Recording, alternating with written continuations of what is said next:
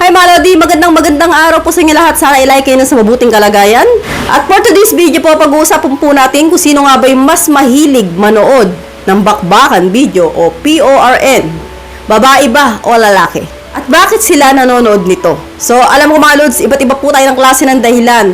Babae, lalaki, kung bakit tayo nanonood nito. So, sa tanong po mga lods na sino nga ba yung mas mahilig manood nito? Syempre, wala nang iba kundi boys. Alam mo, mas mahilig po kayo manood ng mga ganitong bakbakan video. Aminin nyo na, huwag na kayo mag-deny. So, kami pong babae, pangalawa lang, no? Kadalasan talaga lalaking gumagawa nito. Lalong-lalo na kung binata pa, wala po kayong matuhog. Naghaharap kayo ng matutuhog, wala kayong makita. So, ang gagawin niyo dito po kayo tatakbo, manonood kayo ng bakbakan video. O, di ba? So, kahit may asawa na itong mga lalaki na to, karamihan, no, nanonood pa rin ng mga ganito.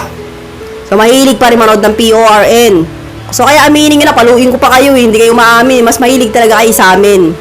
So, kami po mga babae, nanonood din kami yan, syempre. Lalo-lalo na ako. So, hindi ako pwedeng di manood niyan. Hindi kompleto yung buhay ko. O, tatawanan kayo. Totoo naman. So, kapag hindi ako nakanood dyan, parang matamlay ang buhay ko, walang rainbow. So, tatanungin nyo ako kung ilang beses ako manood niyan sa isang araw.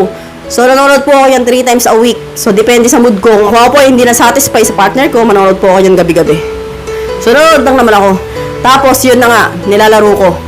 Oh, syempre, katulad nga sinabi ko sa nakaraang video mga lodi, once ang babae nanood niyan, hindi pwedeng walang gagawin. May gagawin. So, hindi namin napipigil yan. So, kailangan talaga namin ilabas. So, bakit nga ba ang lalaki nanonood ng ganito, no? Ano ba ang dahilan ninyo? So, isa-isahin natin. So, ang lalaki kapag nanood po niyan, number 1 reason ay kamanyakan. So, posible po na umaatake yung kamanyakan ninyo kaya nanonood kayo niyan. Yung talagang gusto nyo makakita ng malalaking size, yung mga mapuputi, yung mga malalaki ang hiwa. So, kaya po, talagang sumisilip kayo dyan. At pangalawang reason, addiction. So, na-addict kayo sa katitingin ng mga ganyan. Yung talaga nagkakainan. Parang nag-uubusan ng lakas. So, gustong-gusto nyo, naaaliw kayo. Yung mga mata ninyo namimilog kapag ka nakakanood kayo ng ganyan ng bakbakan video. So, pakiramdam ninyo kayo yung kapartner ng babae doon sa video. So, aminin nyo na, no? Alam ko, basang-basa ko na yung mindset ninyo. At number 3 reason, pampagana. So, karamihan po sa mga lalaki, ginagawa po yan before sila mag-jerjer ng partner nila dahil po pampagana. So, kunwari, nanood ka ng ganyan and then mag-jerjer kayo ng partner mo. Siyempre, matigas na yun si Manoy. So, may gana ka na kasi nga, nandiyan pa nalibugan ka na eh. So, kapag ka-jerjer mo yung partner mo, may gana ka. So, masasarapan ka, mabilis kang matatapos kasi nakanood ka ng mga bakbakan video.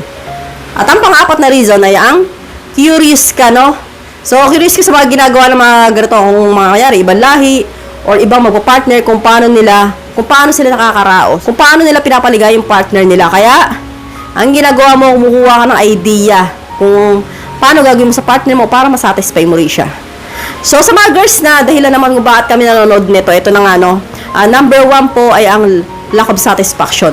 Alam mo naman po natin mga lodi na ang babae talaga mahirap labasan. So, mahirap isatisfy. Hindi po tulad din yung mga lalaki, hindi pwedeng hindi kayo matapos. So, karamihan po sa mga babae, no, kapag po kami ay naipagjerjeran, bihirang-bihira po sa amin yung natatapos talaga. Kadalasan, lalaki lang talaga yung pinapatapos namin and then okay na. Matutulog na kayo, bahala na kami sa buhay namin. Kung natapos kami o hindi. May mga lalaki talaga hindi marunong maglaro. So, ang mahalaga matapos sila yung mga babae, wala silang pakialam dyan. So, kapag po ang babae nanood niya, ibig sabihin po, hindi po nasatisfy or nakontento sa partner nila. So, hindi po sila natapos. Kaya po, nanonood po kami ng ganyan. At ang pangalawang reason ay ang tigang. So, kadalasan po mga lods, ang gumagawa niya mga single mom. Ako, naging single mom ako in 3 years. So, tigang ako. So, ginagawa ko, nanonood ako niyan. Para ma-release ko yung init ng katawan ko. So, doon ko dinadaan. So, katulad po sa inyo mga lalaki, yun din. Kapag binata, ganun din ang ginagawa, di ba? Pero may mga babae, mga lods na kahit may partner na, ginagawa pa rin yan, nanonood pa rin, tigang pa rin.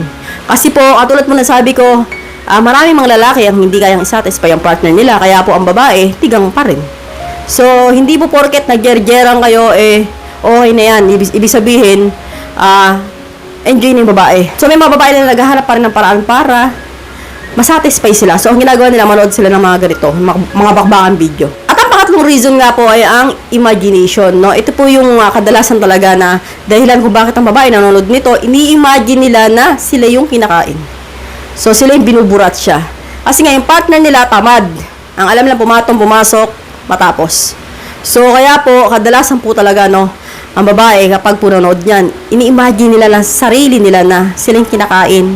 sila yung nandoon. At nararamdaman po talaga ng babae na parang totoo. Kasi yung mga babae mga lods, malalakas ang imahinasyon yan, no? Malalalim. So, kaya po, may mga babae talaga na kahit na imagination lang nila, yun.